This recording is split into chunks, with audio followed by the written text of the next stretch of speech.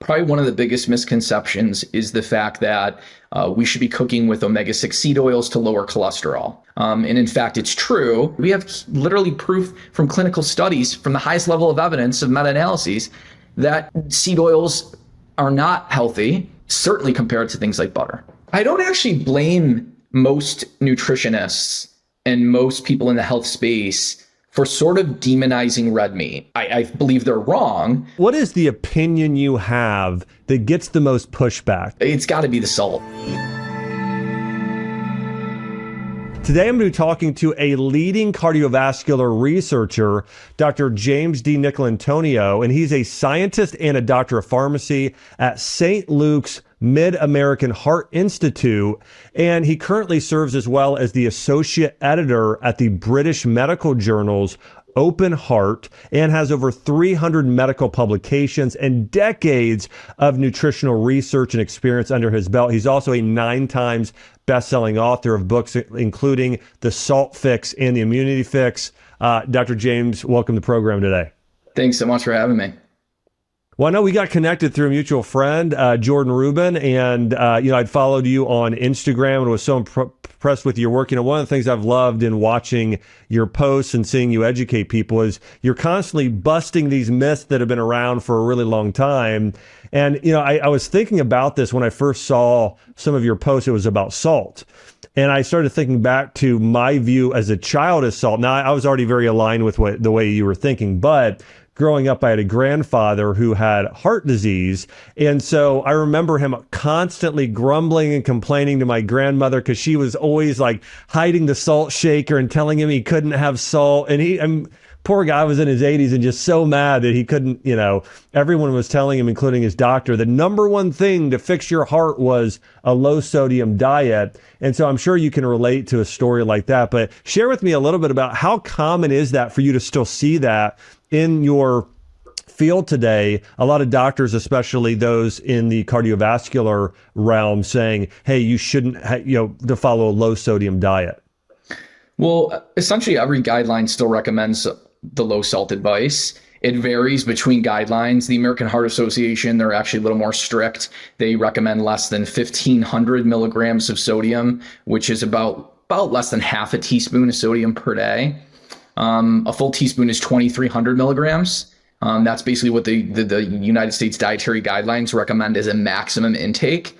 But this is only based off of surrogate markers, just blood pressure, in a small subset of individuals that are actually salt sensitive. And they ended up extrapolating this to the general population. And whenever you extrapolate a health recommendation based on a small subset of people that may benefit to a general population, then that's when you can start seeing a lot of harms. Yeah, and I think that you've probably seen this too, where it could actually be detrimental to athletes and those that are physically active. Share with me a little bit about why salt and electrolytes, maybe that's a 2-part question, but why those are important and why they're needed and why salt might actually even be good for our heart health. So humans are actually fairly unique in regards to the fact that we basically utilize sweat and losing salt through our sweat to cool our bodies off through thermal regulation. Now, not many mammals do this. Horses do this as well. But it basically allowed us to persist and hunt in the heat and not overheat. And we could basically track animals for hours where they would actually have to either find shade or they would just overheat, and then we could basically, go in for the kill, so to speak. So we need to think of salt as basically the primary electrolyte that we lose very quickly to help cool our bodies off. And so through that perspective, we need to then also think of, well, what other ways does the body lose salt? And one way is caffeine or coffee. So basically 4 cups of coffee will cause a half a teaspoon of salt loss extra out in the urine. And we didn't used to drink coffee, during, our Paleolithic time. So we need to think about all these ways that we could be losing salt and then replacing it back in the diet. Yeah, wow. I mean, that's a fantastic point. I remember I used to do a lot of triathlons. I was on a triathlon team in college and did it for years. And I remember watching these videos. There's actually one with a triathlete and another with a marathon runner who just drank water during the event and actually ended up dying. Right. I mean, so of course, it can even be detrimental if you take it too far. 100%. Salt is made up of two essential minerals, sodium and chloride. Every essential nutrient has basically this U-shaped curve where if you get too little, that'll increase the risk of numerous chronic diseases and death. There's an optimal amount, and then there's too much. And with salt, basically most of the prospective studies, including clinical studies, really show that between 3,000 and 5,000 milligrams of sodium is associated with the lowest risk of death, the lowest risk of heart attacks and strokes, which is really about 1.5 to 2 teaspoons of salt per day. So that's about double what most guidelines actually recommend. Wow, that's incredible. So that's obviously been a myth that's been around for a very long time. Hey, less salt, the better. Getting salt in your diet, as you're mentioning, up to around 2 teaspoons a day for a lot of people is more of the ideal. And I think I've seen this as well, by the way, in patients with like thyroid issues, right? I think there are certain conditions, adrenal issues, where we really need salt. What are some of those conditions and maybe even organ systems to prove your point that are really important that need salt, and if there's a deficiency, it's going to cause a health problem? Yeah, that's like a sort of like a two-pronged question. Basically, what are the functions of salt and sodium and chloride in the body, and then sort of what conditions increase the need for salt. So salt, again, sodium and chloride. Chloride makes up hydrochloric acid, so we can even digest our food and absorb our nutrients. So very important. The chloride in salt that we have to, it's an essential mineral. We can't make it in the body. We have to consume it through salt. Our immune system utilizes chloride as hypochlorous acid to kill off immune system,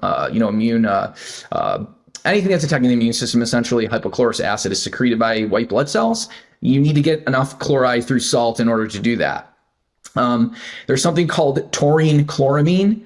Half of that is chloride, the other half is taurine. That is how the immune system calms inflammation after it utilizes hypochlorous acid to help kill invading microbes. That's chloride. Sodium is the main osmolyte, the main basically electrolyte that pulls water with it and keeps us hydrated, gives us a blood pressure so we can actually live. Everyone kind of demonizes blood pressure, but we need blood pressure in order to perfuse our organs and tissues, to have nerve signal transmission. Very important for muscle contraction, including heart. The heart to beat requires sodium. So those are the functions of salt because it contains both of those essential nutrients. Now, you brought up thyroid. The thyroid hormones are actually needed to help reabsorb sodium in the kidney. So if you have hypothyroidism, that will increase your need for salt.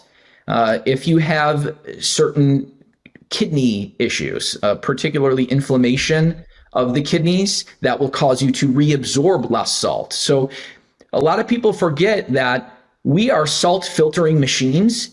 We filter it out of the blood, but then we have to reabsorb 99% of it back. So as we get older, the kidneys become less basically capable of reabsorbing all of that salt. And we filter a full teaspoon of salt every 5 minutes through the blood because our blood is extremely salty. We're essentially these salt filtering machines.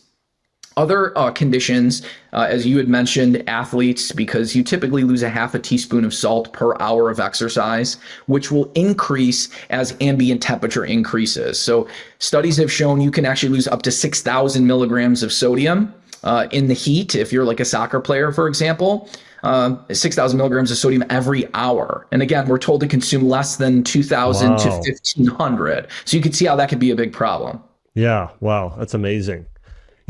Switching gears here and just some other myths that I know that I've seen you cover. I was watching this video recently where Bill Gates and the founder of this vegan company called Impossible Burger, they said their goal is in 15 years, for everybody to be eating meatless meat.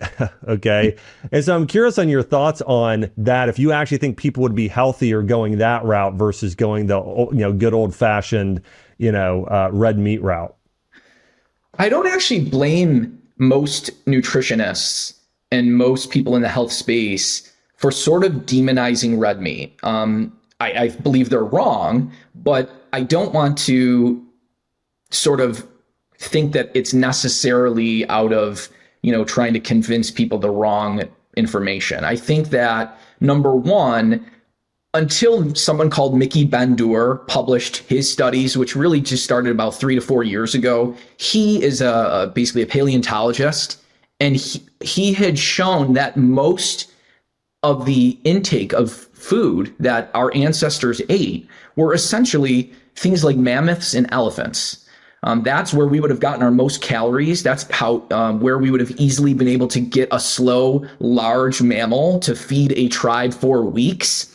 And until Mickey Bendor sort of blew this door open, it was sort of a lot of the field had thought that we were primarily consuming plants because you could just pick a tuber from the ground. It was very difficult to hunt fast animals. We weren't very, let's say, the studies were a little bit variable, but, we might be only 30% probability of actually getting a kill when we went for a hunt.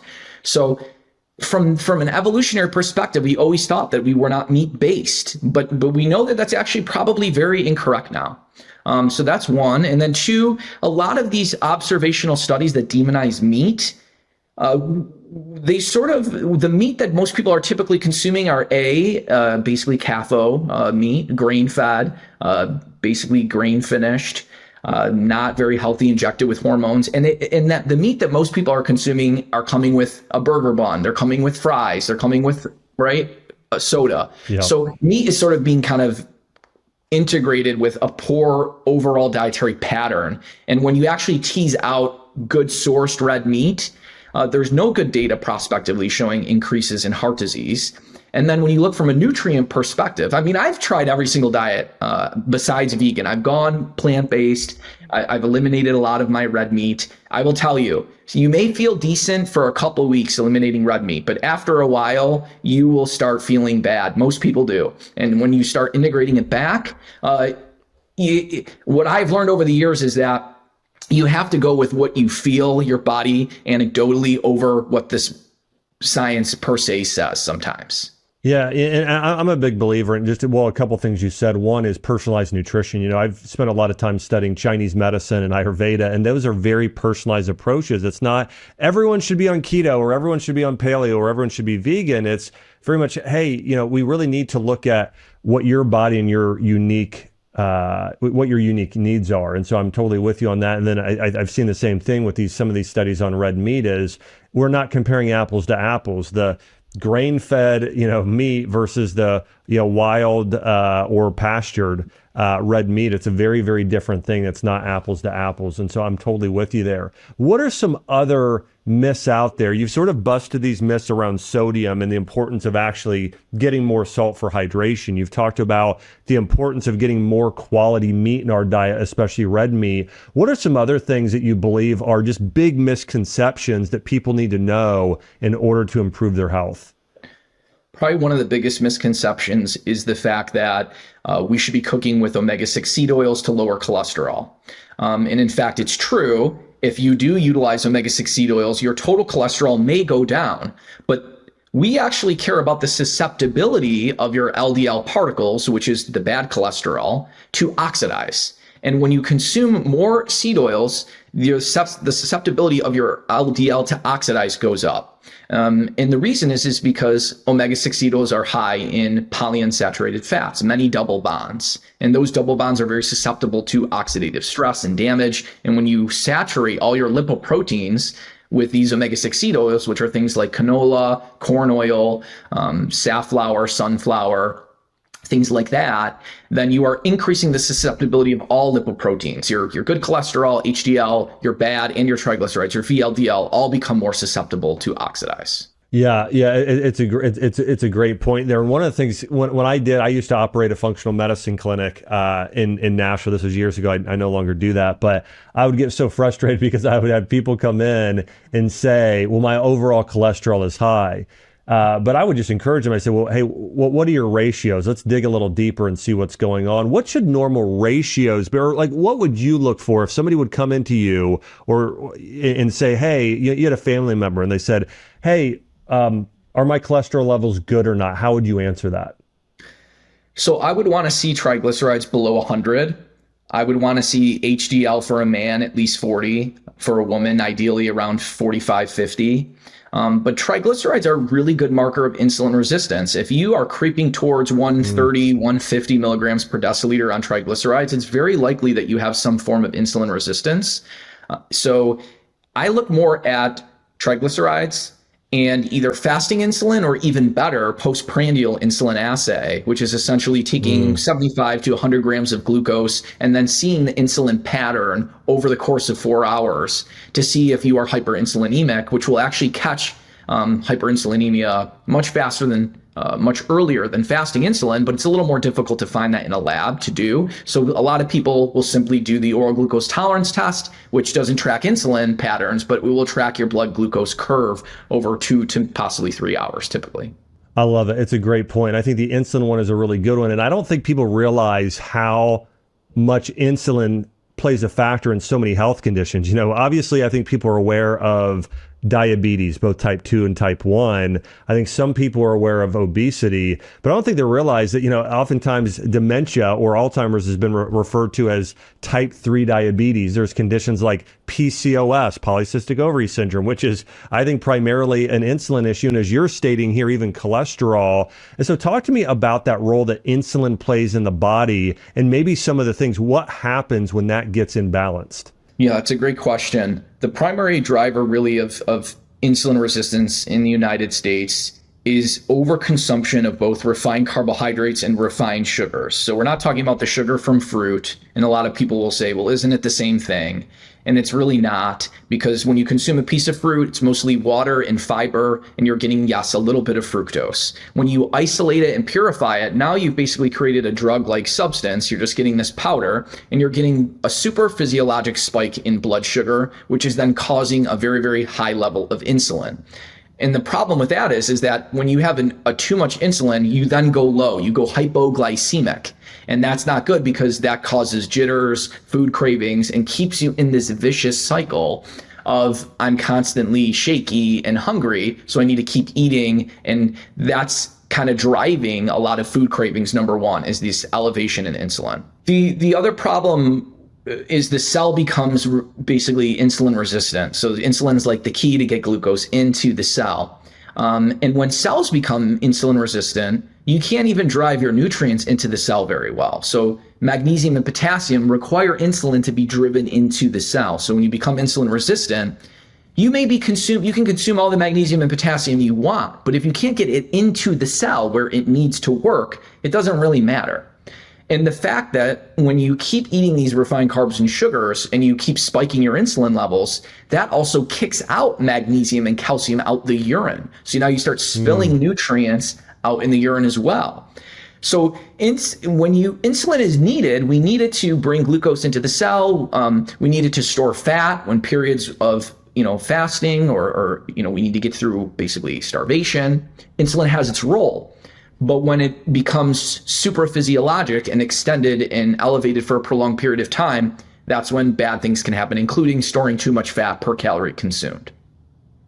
Yeah, one of the things that I know that you teach, Doc, is that it's important that we balance sugar with eating real food. So I know you talk about bring eggs back, bring red meat back, bring butter back. I mean, bring these real foods back.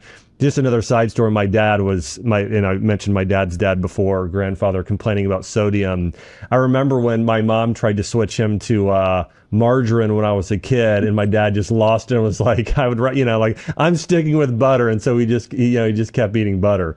All that being said, I know that the first part of the question, you could answer it as diet is the most important thing. I am for balancing insulin. What are some additional things? Let's say somebody knows, okay, I know my insulin's off. Are there any supplements? Are there herbs? Is there anything out there that can also help with insulin that you recommend people along with diet? Yeah, one of the best things is to build muscle because it's the largest glucose sink. So if you want to just lift weights 3 to 4 times a week or do body weight exercises, building lean mass is one of the best ways to soak up the glucose and reduce the spikes of insulin that come with that. There are definitely numerous supplements. Chromium is very important. Vitamin B1 or thiamine is very important for blood glucose control. In fact, in the 1940s, they had a couple thiamine deficiency studies where you could do these things on humans. You could actually make them deficient in nutrients, and that was okay. We can't do that anymore. Very clear that after just a few months of being thiamine deficient, sometimes even a few weeks, they would start having the same glucose patterns as diabetics. So we have proof that literally just becoming deficient in vitamin B1 can lead to a diabetic glucose pattern and increases in glucose and insulin. Also, obviously, berberine, cycling on and off every 3 months or so. I don't like berberine constantly, but berberine does have acts kind of like metformin and improves insulin resistance. We know chromium is important. Magnesium is important for insulin sensitivity as well as potassium, and even not getting enough salt. Ironically, I published a review paper about 21 clinical trials in humans have now shown that not getting enough salt either increases insulin resistance or raises fasting and or postprandial insulin levels. Wow, incredible. Another big one here, I mentioned butter, right? And I know that you actually did some work on saturated fats and how that impacts cholesterol levels. Talk to me about your viewpoint on saturated fats. And I know that the American Heart Association came out, it wasn't even that long ago, saying we're still generally against saturated fat. What's your view on saturated fats? Yeah, so essentially the demonization comes from sort of like this A to B to C, that if you consume saturated fat compared to polyunsaturated fat, which is your more plant-based fats, and we know butter is more of, your animal-based fat, that it'll increase cholesterol. That's A to B. Eat butter, cholesterol goes up. Then they extrapolated that to the fact that if you have higher total cholesterol, that will automatically lead to an increased risk of heart disease. But we know that that's not how human physiology works. You can't it sounds great, right? It's easy to understand. So a doctor can explain this to a patient and be like, this will increase your cholesterol, which will increase your risk of heart disease. But as we said with seed oils, it's really about the susceptibility of your LDL, the bad cholesterol, to oxidize. And it turns out that things like butter, things like olive oil that are less unsaturated make the particles more resistant to oxidation in your body. Whereas the unsaturated fat, which does lower cholesterol, increases its susceptibility to oxidize. So not only that, because you can speculate on these mechanisms all you want, Chris Ramsden, who is someone I respect tremendously, he's from the NIH. He did 2 meta-analyses of human clinical trials comparing saturated fat and trans fat to omega-6 polyunsaturated fat, and literally showed in human clinical trials that if you stop eating things like butter and you replace them with things like corn oil, that literally increases your risk of all-cause mortality and dying from heart disease. So it's not like it's just these mechanistic things that we're talking about here. We have literally proof from clinical studies, from the highest level of evidence of meta-analyses, that seed oils are not healthy, certainly compared to things like butter. Yeah, it's a great point. And I think a lot of times, as you're mentioning, we sort of make these connections that are, several maybe steps away, right? And so I think that's one of the one of the issues we've seen there. Another big myth that I've seen you continue to bust. By the way, I'm trying to remember if you posted this or Gabrielle Lyons, another physician we both know, but I saw the post here in a rant about. Again, I think you might have done this, where you said, "Listen." I told somebody that they should consume 50 grams of protein in a meal. Eat a lot of meat and protein. And everyone's like, oh, isn't that going to be terrible for you? Isn't that too much protein? But it's like, people question protein, but if somebody's eating, 1,000 grams of carbohydrates or high fat, there's no problems at all. There's no red flags. And so, share with me a little bit of your thoughts on people freaking out about and asking questions about, isn't that too much protein? Yeah, so most people believe that we shouldn't consume more than 30 grams of protein because they believe that is the where you get maximum protein synthesis or muscle protein synthesis. Somewhat true. It's actually, if you do a full body workout, you need to actually hit 40 grams of protein to hit maximal muscle protein synthesis. But that does not mean that you are not digesting all of the protein that you can consume. If you consume 100 grams of protein, trust me, you will digest all of that protein and it will be absorbed. It just won't go towards muscle protein synthesis. It'll go towards satiety, right? It'll go towards, neurotransmitter creation, things like that. And so that's really where the myth stems from, that most people believe, well, can't you only digest and absorb 20 to 30 grams of protein at a time? And that's simply just not true. Yeah, it's a fantastic point. And obviously, there's going to be a lot less side effect, a lot less of an insulin impact, as we talked about earlier. Eating more protein versus eating excess carb consumption. So I love that you explained that and got into that. And I think that one of the things that I've been doing myself for many years is getting a lot of protein, typically close to my body weight in protein per day. Also, in addition to that, trying to get different protein variety sources and eating more organ meats. I'm curious if you're on the organ meat, train as well, and what your thoughts are on organ meats. Yeah, I definitely consume organ meats. I get how some people might be turned off by the flavor. There are organ blends. That's what I typically use to consume organ meat, which is basically, a small percentage of liver, a small percentage of heart, and then the rest, let's say 80 to 90% will just be ground meat. And so you barely taste that, if you taste it at all.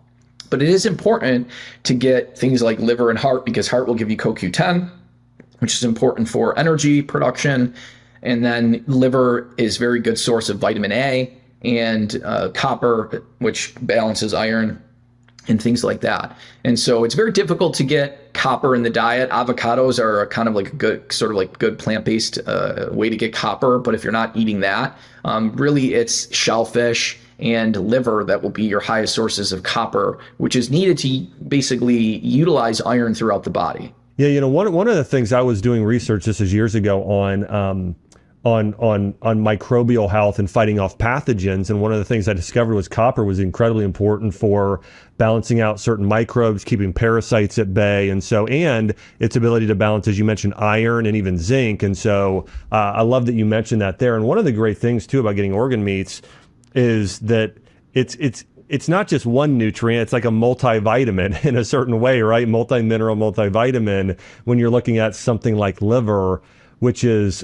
incredible. You mentioned earlier sort of ancestral diets, and one of your friends or a person you mentioned as a researcher, as he was studying more of what was the diet of ancestors years ago, and you notice it was more meat, more animal products than they thought.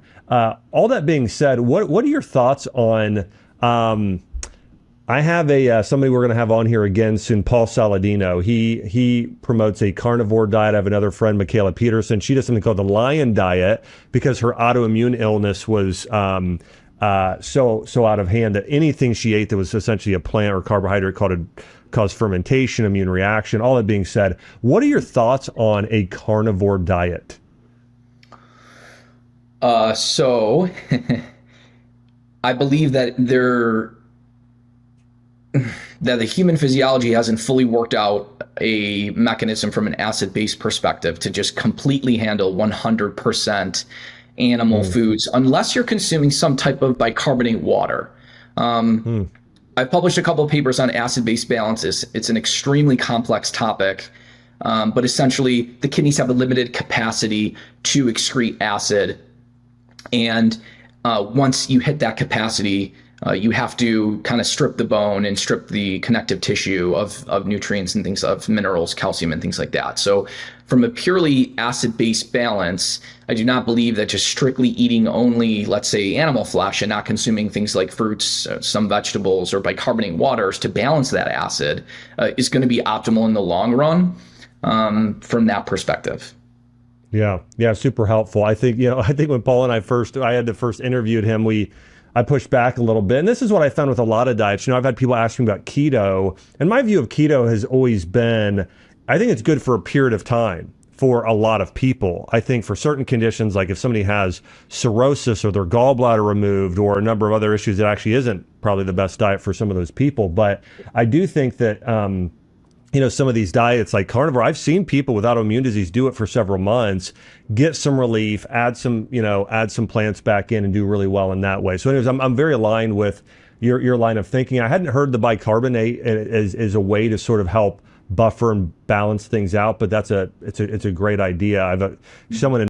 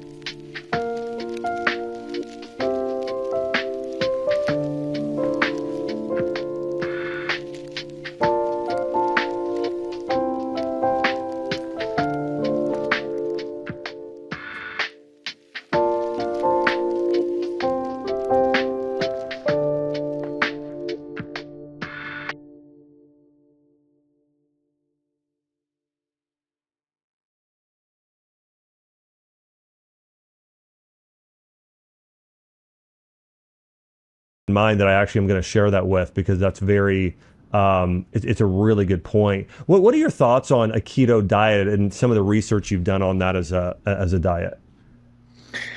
Well, I think the keto diet now is going to be different than a keto diet, let's say in Paleolithic times, because, the first basically organ or let's say meat that we would consume after an animal kill would be the liver, which when you freshly eat liver, it is filled with glycogen. I mean, a bison liver is enormous, and it's going to be just saturated. It's going to be almost like a cupcake, essentially. After a few hours, you start degrading that glycogen. But when you eat it fresh, you're getting a lot of carbohydrate in that liver. So again, going keto doesn't really necessarily match even an animal-based diet from a Paleolithic perspective, because now we're consuming meat that's been sort of hung for a couple of weeks to tenderize it, and there is no more glycogen in the flesh. So you're losing out on the carbs, which aren't, you do need these insulin spikes to kind of hold on to minerals a little bit better and to sort of not tax the system to force itself to produce glucose for the body to use. So I don't 100% believe keto long-term is optimal. I do think a certain amount of carbohydrate, probably around the 100 to 150 gram range, is probably more optimal for most people. Yeah, that's great. Yeah, it's really insightful. Yeah, and I think for most people, again, keto is not, the way that it's promoted today isn't sustainable long term for a lot of people, versus the way you're talking about. It's more low carb in that way, and just being conscious of getting more, more meat, getting more healthy fats in the diet, and then still having maybe some things like some fruit and high carb vegetables too. Well, one of the things that I know you've written an entire book on is immunity.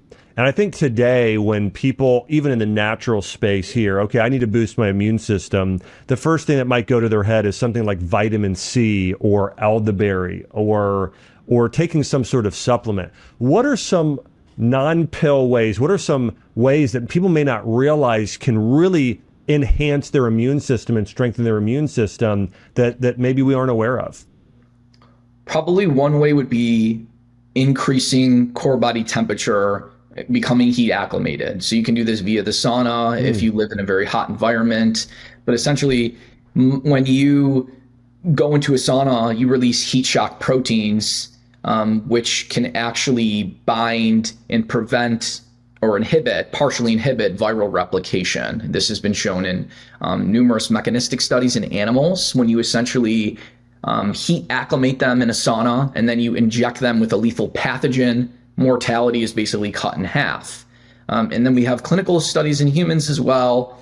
There was one study, I think it was about 100 group patient. They split the group in half. So 50 got like sauna 4 times a week.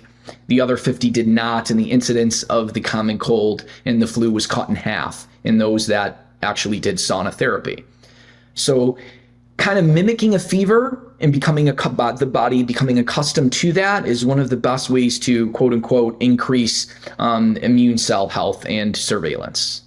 I love it. That's a great example. When this would be a longer story. I ended up having a spinal infection not too long ago, and because we didn't know what was going on, and I started researching a lot of these clinics, and one of the things I came across as I was doing research, and I've also done this too. I already knew of one of the clinics because of we researched it when I had a family member who had cancer. There's a clinic in Spain, there's another one in Germany, and they will go and they will do what you're saying, and they'll really look at raising, even more than infrared sauna, really get your body temperature up, and they'll do it for cancer treatments, and oftentimes they'll do it for a lot of, as you mentioned, viral infections, but just generally infections. They've used it for, and there's some really good research. Have you heard of something like that in terms of some of those benefits, or even going a little bit further and increasing body temperature to fight off various pathogens? I've definitely heard of local hyperthermia, essentially like heating up tissues for cancer treatments.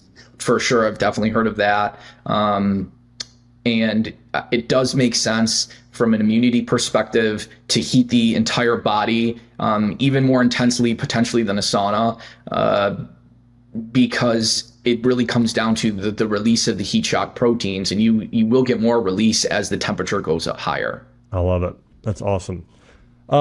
Few other questions here for you.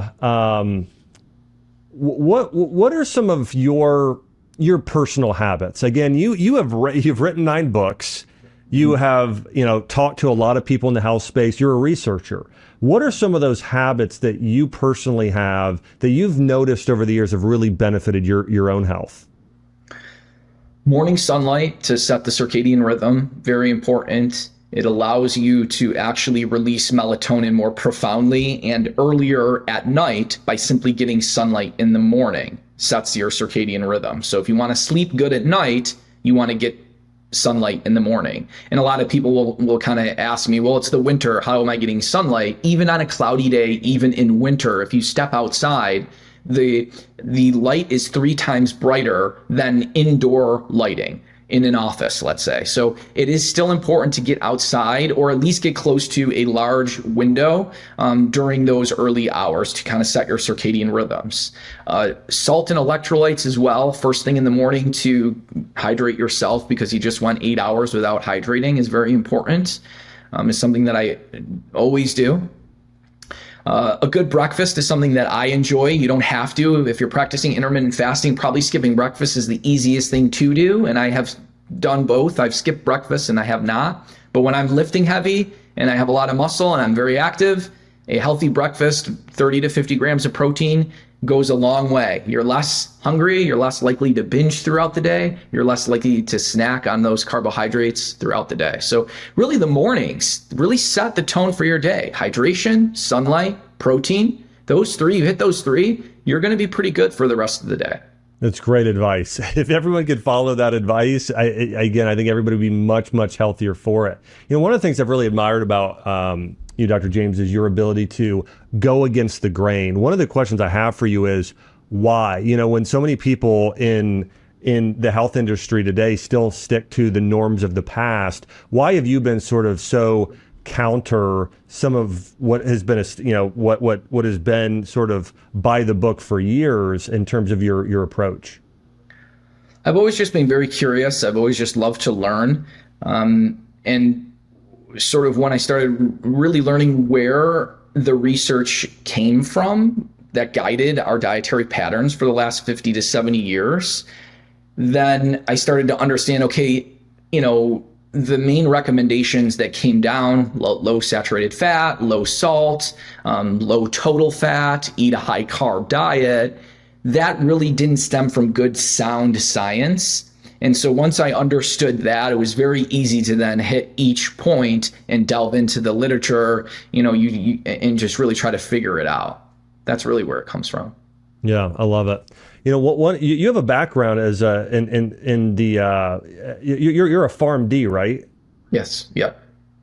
Yeah, and I think that's such a great background because you really understand these interactions that are at play between the body and between whether it's food or a pharmaceutical. And so how much has that background really helped you in better understanding sort of the function of the body and maybe even a different perspective than somebody that's on the natural side, like a chiropractor or naturopath or an MD or osteopath? Really, how do you think your perspective is different as being really primarily early in your career studying these biochemical interactions? Yeah, so being a PharmD, there were two things. I was a community pharmacist for a while, so I would actually talk to a lot of patients. They feel very comfortable coming up to a pharmacist. You don't have to pay a copay. You get some good advice from your everyday pharmacist. And so that sort of opened my eyes to a lot of these people not doing well on their low salt diet that their doctor put them on. Not feeling good on their blood pressure medications, and me kind of pushing back and saying, well, what is your sodium level like at the office? Maybe you should get that checked, and it coming in low, and then feeling better when they started adding more salt. That's kind of partially where my passion for salt came from, was really helping my patients as a community pharmacist. On the flip side, I used to, when I first started out publishing on medications, and I have worked with pharma too a little bit. And so that is sort of allowed me to understand how that system works. Pharma and sort of medications, and doctors should be doing this, go on a statin and do this. And it really pushed me more towards nutrition, because I realized that we are very limited if we are only handing out pills and writing prescriptions for statins and things like that. And so I appreciate the nutrition realm because I was a pharmacist. I love that. By the way, I can remember I used to go and do these health screenings, and I had a pharmacist who came in as a patient for a long time, and and anyways, I loved interacting and asking questions with him because I really felt like he understood. He had such a great understanding of things. Yeah, he didn't seem as biased. I think sometimes you will get people maybe they have a private practice, an MD, or a partner of a hospital, and they feel sort of like I have to say this or do this. Like it felt like more force versus I felt with a lot of pharmacists, it felt a lot less like that. It was like, hey, I'm just going to give you my unbiased opinion. It was one of the things I always really appreciated. Yeah, that's a good point, actually. Most healthcare systems, the doctor is reimbursed by hitting these insurance, basically, requirements. If someone's has this much cholesterol, you got to try and get them on a statin. If you don't, you're going to be reimbursed less as a doctor. So doctors are definitely more sort of tied, their hands are more tied than a pharmacist. Yeah. What is the opinion you have that gets the most pushback? You're on social media, whether it's YouTube or Instagram, and people are kind of fighting you on it. It's got to be the salt, in regards to quantity of people. Yeah. But once people start consuming more salt, they feel the opposite. But at first, I would say most people are very skeptical that, wait a second, I thought salt causes high blood pressure. I thought salt's going to kill me. What are you talking about? From that perspective, I would say that's the biggest pushback that I get. But then once people start integrating salt into their diet, their minds are blown. Like, wow, I sleep so much better, less headaches, less muscle cramps. I can exercise again. It's sort of like, turning back the time, right? It's like this anti-aging substance for a lot of people. I'll tell you, I am a great appreciator of salt. I did a fast. Well, I'm thinking back, this is years ago. I did it was a 21-day fast, and it was a Daniel fast. And so only thing I ate was plants. And by the way, I don't think it's the healthiest fast for most people to do, but I did it. But the hardest part of that whole diet by far was I didn't add salt to anything. Right. And that was really, really rough. Like an almond or certain things without salt, it just has no flavor and no taste. And so I think actually it'd be harder for me to give up salt than sugar. Way harder, way harder, or anything else. And so it's, I think also I'm very, very active and I work out a lot. And so I find myself craving salt pretty frequently, or used to. Yeah, no, that's a good point. Number one, when you don't get enough salt, the body has a reward center in the brain, because it's an essential nutrient, to actually hypersensitize the brain to salt. So when you get it in the diet, you actually consume it so you don't die. But sugar will hijack that hypersensitized dopamine reward center when you don't get enough salt. So salt is a great way to curb sugar cravings. And as you said, salt is probably one of the best pre-workouts because it helps to bring fluid into the body. It retains it best, much better than plain water, and it increases blood circulation as well. So yeah, if you exercise, salt is a very good substance to improve performance. I love it. By the way, I want to give you credit to this. So when I was back in college, I used to take creatine, and I used to take electrolyte powder, certain things like that. And I'd really notice a bigger pump when I was working out and better gains. Since then I said, I'm not going to focus on those things. I'm just going to eat food. But more recently, I think I mentioned I had a spinal infection. I lost 35 pounds, ended up having to rehab and try and get my health back, put muscle back on. And I'm a very lean, high metabolism person. So for me to put weight on, it is a constant battle.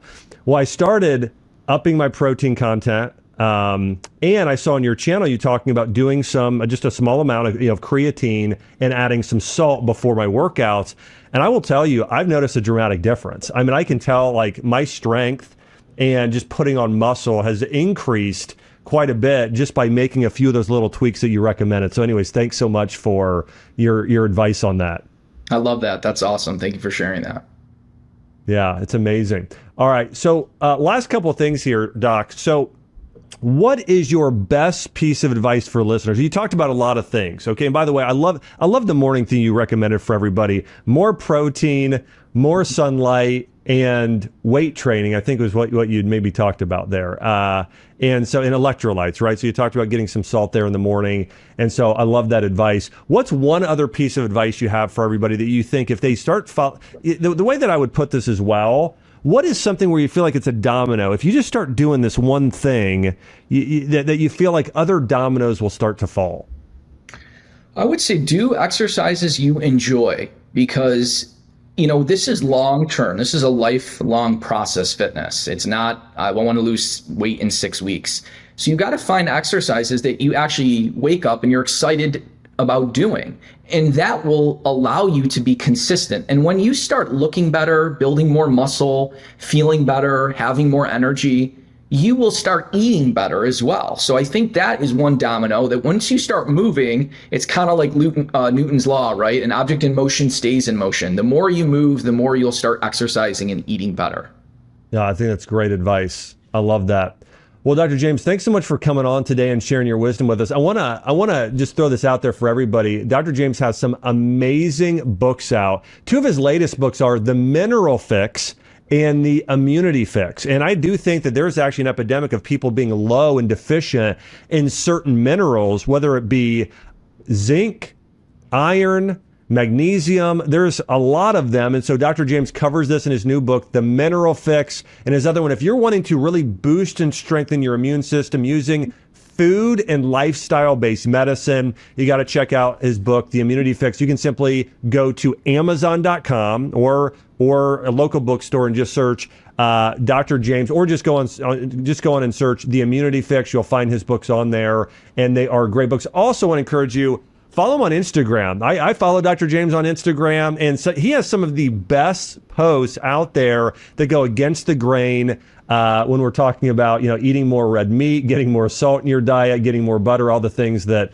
a doctor 50 years ago told, I think, my parents that, hey, these are all the things you shouldn't do. So anyways, I love how you're going against the grain there in order to help people get healthy as well. If you're not subscribed, make sure to subscribe here. We've got a lot more great information coming out. And also, hey, if you're watching on YouTube, please share your biggest takeaway or any thoughts you had from the wisdom that Dr. James DiNicolantonio shared with us today. Please comment and let us know, hey, your thoughts on meat, on salt, on some of the things he shared with us. Thanks so much, everybody, for watching. And Dr. James, thanks so much for coming on and sharing your wisdom with us today.